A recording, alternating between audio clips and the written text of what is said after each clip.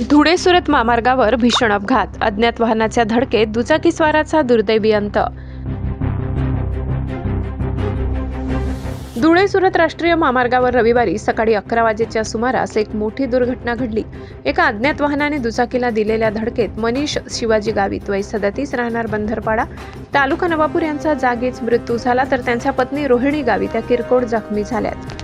मिळालेल्या माहितीनुसार गावित दाम्पत्य आपल्या दुचाकीने क्रमांक MH39X2924 पानबारा येथील आश्रमशाळेत शिकणाऱ्या आपल्या मुलींना भेटण्यासाठी जात होते। विसरवाडी परिसराजवळ त्यांच्या दुचाकीला एका भरधाव अज्ञात वाहनाने पाठीमागून धडक दिली। ही धडक इतकी जोरात होती की मनीष गावित यांचा जागीच प्राण गेला।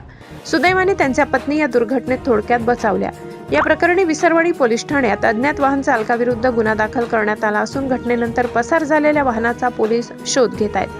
सहाय्यक पोलीस उपनिरीक्षक रामचंद्र मोहने या प्रकरणाचा पुढील तपास करत आहेत। सम्राट V7 न्यूजसाठी प्रतिनिधी संतोष चौधरी यांचा रिपोर्ट।